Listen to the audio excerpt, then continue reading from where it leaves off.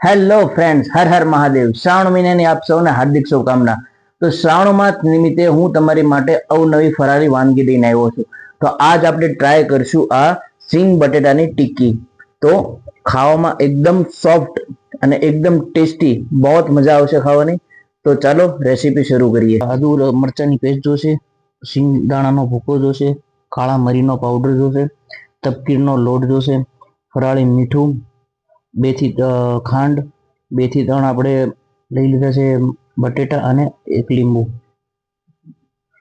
હવે આપણે સૌ પ્રથમ પહેલા બટેટાને મેશ કરી લઈશું. બટેટા થોડાક ઠંડા થવા દેવા, પછી મેશ કરવા, નીકળ એકદમ ચીપચીપા થઈ જશે. તો આપણે મેશરની મદદથી બધા બટેટાને પહેલા મેશ કરી લઈશું. બધા બટેટા મેશ થઈ જાય પછી તેમાં આપણે એક એક કરીને બધા મસાલા એડ કરીશું. તો મસાલામાં સૌપ્રથમ આપણે જે આદુ મરચાની પેસ્ટ બનાવી છે એ નાખશું. આપ કેવું તીખું ખાવું ઉપર આપ નાખી શકો છો. પછી આપણે એની અંદર અડધી ચમચી જેટલો મરી પાવડરનો ભૂકો નાખશું.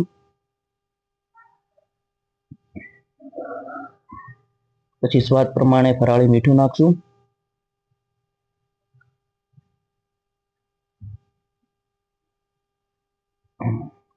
પછી આપણે ખાંડ નાખશું 1 ચમચી. ખાંડ નાખ્યા બાદ આપણે તેમાં એડ કરશું લીંબુ અડધું. તમે કેવું ખાટું ખાવું છે ઉપર તમે લીંબુ ઓછું વધતું કરી શકો છો. પછી આપણે 3 ચમચી ભરીને, અત્યારે જરૂર મુજબ સિંગદાણા 3 ચમચી ભરીને નાખશું. પણ જરૂર પડે તો વધારે સિંગદાણા એડ કરશું. અને હવે નાખશું આપણે તપકીરનો લોટ. અહીંયા મેં અત્યારે 2 ચમચી એડ કર્યો છે, જરૂર પડે તો ઉપરથી એડ કરશું. બધાને સારી રીતે આપણે મિક્સ કરી દઈશું. બધા મસાલા એકદમ મિક્સ થઈ જાય અને ખાંડ અંદર પીગળી જાય એ રીતે આપણે એકદમ મેશ કરશું.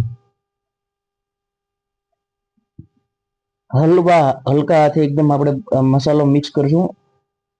બાકી એકદમ ચીપચીપો થઈ જશે તો ટિક્કી વળવાની મજા નહીં આવે, તમને હાથમાં ચોંટ્યા કરશે.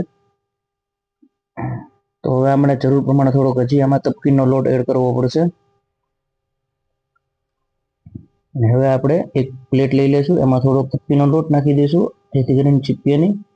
અને આ રીતે આપણે આની નાની નાની ટિક્કી બનાવી લઈશું.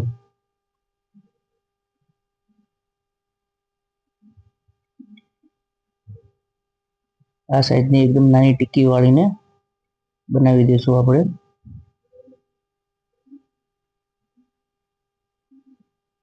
ટિક્કી હાથમાં ચોટે નહીં માટે આપ તેલનો ઉપયોગ પણ કરી શકો છો અને તપકીરનો લોટ પણ ઉપયોગ કરી શકો. તપકીરનો લોટ લેશો તો વધારે સારું પડશે. તો આપણી બધી જ ટિક્કી એક એક કરીને બની ગઈ છે. હવે એને આપણે ગરમ તેલમાં ફ્રાય કરશું. તો આપણે પહેલેથી જ ગરમ કરવા તેલ મૂકી દીધું હતું. આમાં એક એક કરીને આપણે ટિક્કી એડ કરી દઈશું. ટિક્કીને થોડીક હાઈ હીટ પર રાખવી, તેલને થોડું હાઈટ ઉપર ફ્રાય કરવું.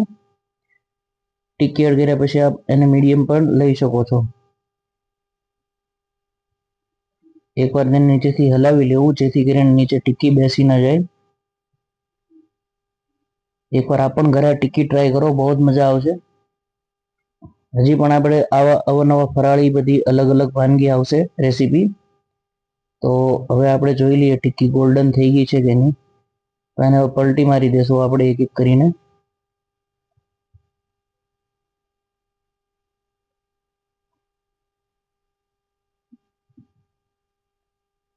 તો આપણી હવે ટિક્કી તમે જોઈ શકો છો એકદમ ગોલ્ડન થઈ ગઈ છે.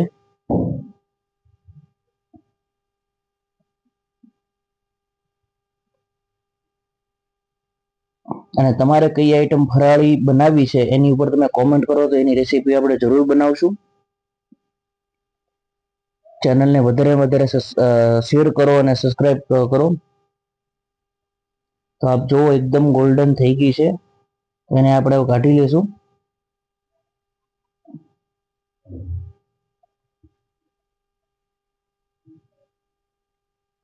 તેલ એકદમ નીકળી જાય ત્યાં સુધી ધ્યાન રાખશું.